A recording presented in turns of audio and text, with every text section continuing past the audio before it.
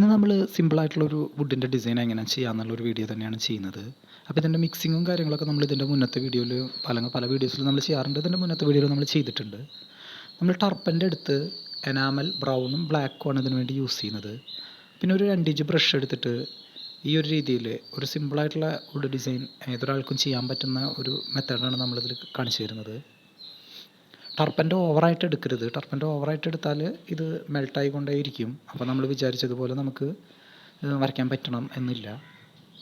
ബ്രഷിൽ ചെറുതായിട്ട് മാത്രമാണ് ടർപ്പൻ്റെ എടുക്കേണ്ടത്. എന്നിട്ട് ഈ പെയിൻറ്റ് കൊണ്ട് തന്നെ ഇതുപോലുള്ള ചെറിയ ഭാഗങ്ങളൊക്കെ നമുക്ക് പെട്ടെന്ന് വരയ്ക്കാനായിട്ട് പറ്റും. പിന്നെ എടുക്കുമ്പോൾ 2 ഇഞ്ച് ബ്രഷ് എന്ന് പറയുന്നത് പഴയ ബ്രഷാണ് എപ്പോഴും നല്ലത്. പലരും ചോദിക്കാറുണ്ട് എങ്ങനെയാണ് ബ്രഷ് ഉണ്ടാക്കുന്നതെന്ന്.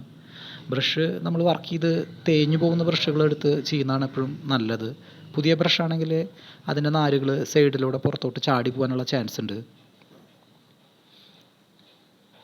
നമ്മളിപ്പോൾ ഈ ഒരു രീതിയിൽ സിമ്പിളായിട്ട് വേറെ ഒന്നും ചെയ്യേണ്ട ആവശ്യമില്ല. ഈ ഒരു ബ്രഷ് കൊണ്ട് ചെയ്ത് ഇതുകൊണ്ട് തട്ടി കൊടുക്കുന്നത് നമ്മൾ കുറച്ച് സമയം കഴിഞ്ഞിട്ട് തട്ടി കൊടുക്കണം. ഒറ്റ അടിക്കാനെ തട്ടി കഴിഞ്ഞാൽ ചിലപ്പോൾ ഇതൊക്കെ പരന്നു പോകും. ഇപ്പോൾ നമുക്ക് ഇത്രയും ആവശ്യമുള്ളൂ സാധാരണ ഒരു രീതിയിൽ ഒരു വുഡിൻ്റെ ഡിസൈൻ വേണമെന്നുണ്ടെങ്കിൽ. അപ്പോൾ അതിൽ സെൻറ്ററിലൊക്കെ ആയിട്ട് ഇങ്ങനെ പൊട്ടുന്ന പോലെയുള്ള ഒരു ഡാർക്ക് കളറിൽ ചെറിയ സ്ക്രാച്ചൊക്കെ ഉണ്ടാവും വുഡിന്. അപ്പോൾ അത് വേണമെങ്കിൽ നമുക്ക് ഇതുപോലെ കുറച്ച് ഡാർക്ക് കളർ എടുത്തിട്ട് ഇട്ട് കൊടുക്കാം. ഇപ്പം ഇത്രയേ ആവശ്യമുള്ളൂ. ഇനി ഇതിനെ വരച്ച് നമുക്ക് ഇടയിലൊക്കെ കുറേ ചെറിയ വരകൾ കൊടുത്ത് വൃത്തികേടാക്കണം എന്നുണ്ടെങ്കിൽ നമുക്കിതുപോലെ ചെറിയ ബ്രഷ് കൊണ്ട് ചെറിയ വരകളൊക്കെ കൊടുക്കാം. അതിൻ്റെ ആവശ്യമൊന്നും ഇല്ല ശരിക്ക്. നമുക്ക് സമയമുണ്ട്, ചെയ്യാൻ കുഴപ്പമൊന്നുമില്ല എന്നൊക്കെ ഉണ്ടെങ്കിൽ നമ്മുടെ ക്രിയേറ്റിവിറ്റിക്ക് അനുസരിച്ച് നമുക്ക് നല്ല രീതിയിലൊക്കെ ചെയ്തെടുക്കാനായിട്ട് പറ്റും.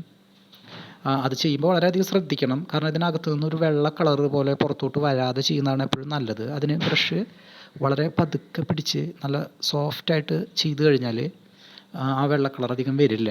സാധാരണ ചില ആളുകളൊക്കെ വരച്ച് കഴിഞ്ഞാൽ ഇതുപോലെ ഓരോ ലൈനിട്ടതും ഒരു വെള്ള കളറായിട്ട് ഇങ്ങനെ മാറി നിൽക്കുന്നതായിട്ട് കാണാൻ പറ്റും. അതൊരു വരയ്ക്ക് വൃത്തികേടായിട്ടാണ് എനിക്ക് തോന്നിയിട്ടുള്ളത്. അപ്പോൾ അത് വരാതെ ചെയ്യാൻ ശ്രമിക്കുക. പിന്നെ ഇത് തട്ടി കൊടുക്കുന്നത് എപ്പോഴും ഒരു സെക്കൻഡ് ഒന്ന് ഡ്രൈ ആയിട്ട് തട്ടി കൊടുക്കുകയാണ് എപ്പോഴും നല്ലത്. അതല്ലെങ്കിൽ ആ ടർപ്പൻ്റെ നനവ് അവിടെ നിൽക്കുമ്പോൾ ആ വെള്ള കളർ കൂടുതലായിട്ട് ഇതിങ്ങനെ നിരങ്ങിപ്പോയിട്ട് വരാനുള്ള ചാൻസ് ഉണ്ട്. പക്ഷേ ഇതുപോലെ ചെയ്യേണ്ട ആവശ്യമൊന്നുമില്ല. നമ്മൾ ആ മുൻപ് കാണിച്ച ആ ഒരു രീതിയിൽ ചെയ്താൽ തന്നെ വുഡിൻ്റെ ആ ഒരു ഫിനിഷിങ് ആയി എന്ന് പറയാം.